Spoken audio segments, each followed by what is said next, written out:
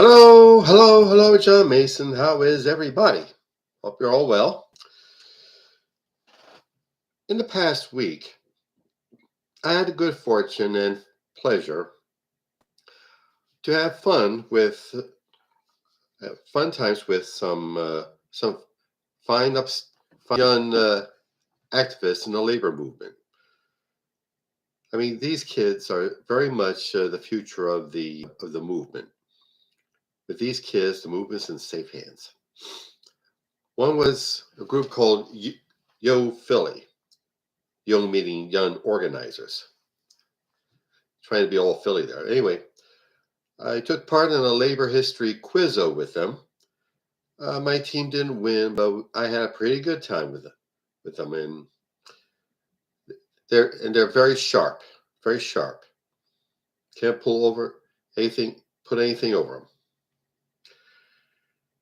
And Friday, I had a lovely dinner party with people affiliated with the labor journal, Labor Notes. This is a magazine that discusses current issues in the labor movement.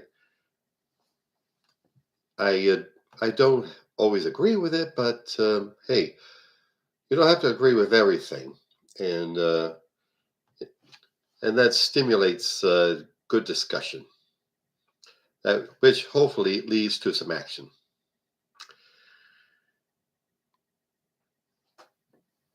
I believe wholeheartedly that labor movement is enjoying a renaissance of the organizing around employees in Amazon, employees in Starbucks, and or the, the past strike of graduate and student employees at Temple University, my alma mater, and organ, organizing efforts by residents and interns at Penn Medicine,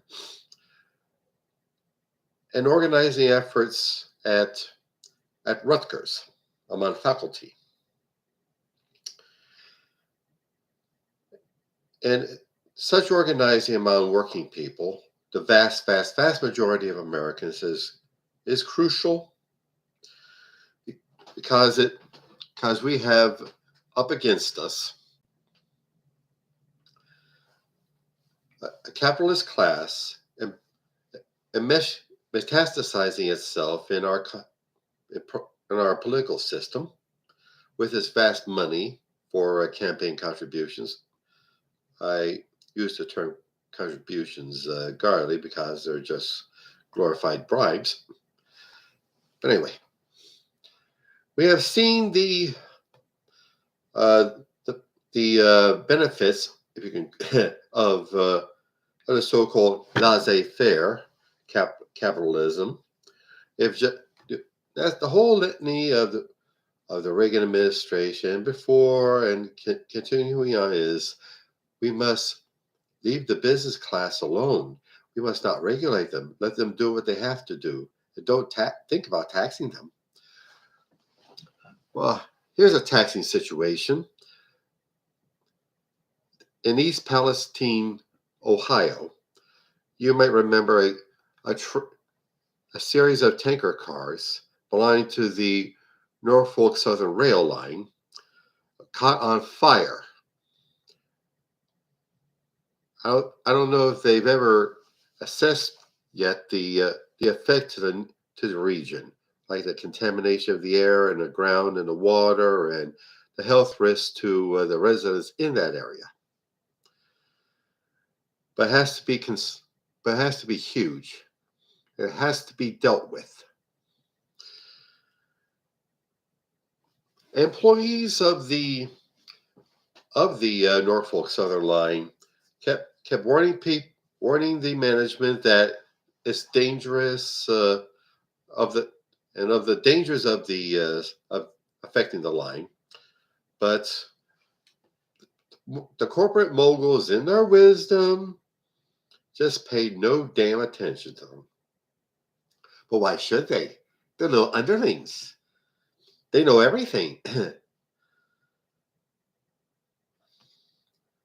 And there is a renewed movement to nationalize the rail system, as is common in European countries and other countries.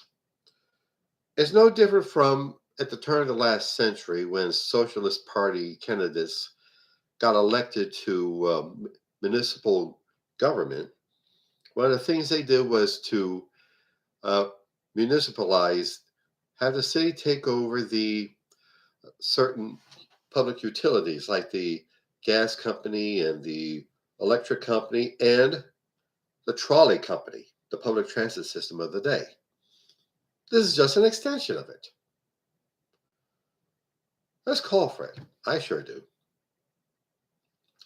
And now for more financial wizardry. Silicon Valley Bank in California has collapsed. And the federal government, through the Federal Deposit Insurance Corporation, is trying to clean up the mess that these corporate capitalist wizards, who are the future of America, cleaning up their mess. Goes to show you that you can't leave capitalism to the capitalists. Nothing wrong with capitalism, a little bit of socialism always bails out. Like the FDIC bailed out the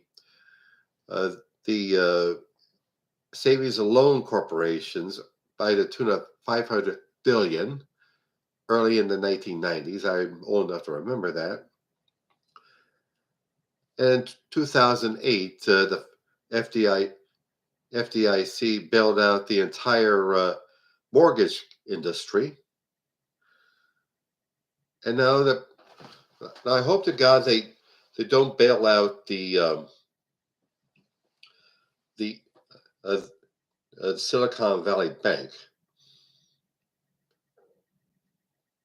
The tech industry is very wealthy and should be compelled to clean up their mess.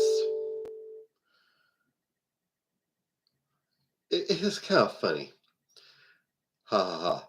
The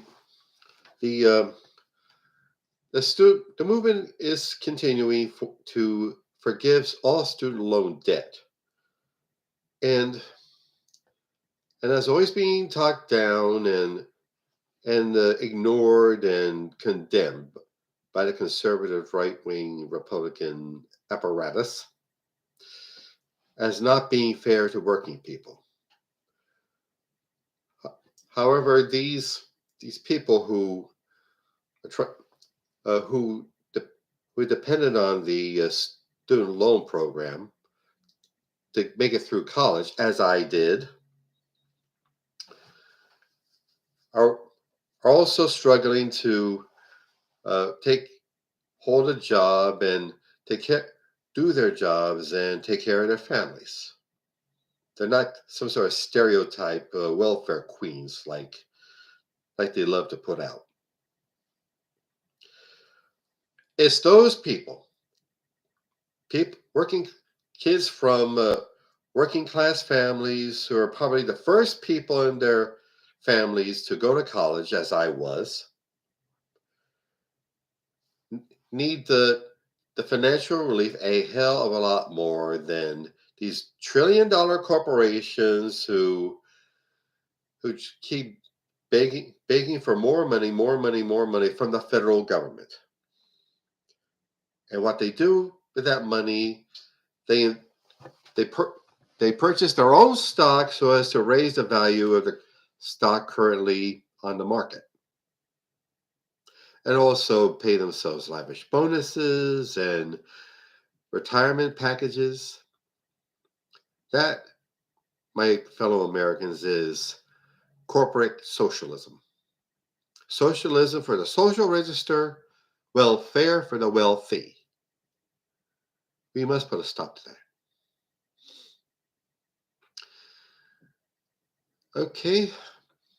And the way to do that is for you. If you're not in a union, join a union.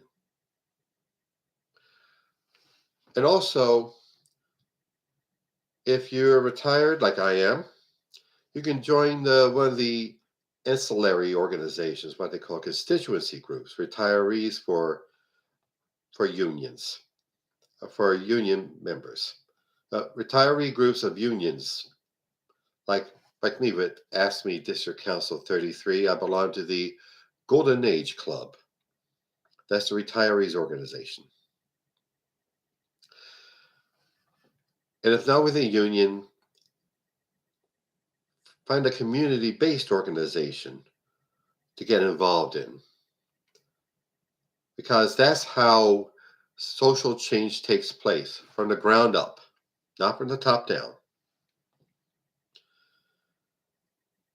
Okay, that's my rant for today. And now advertisements.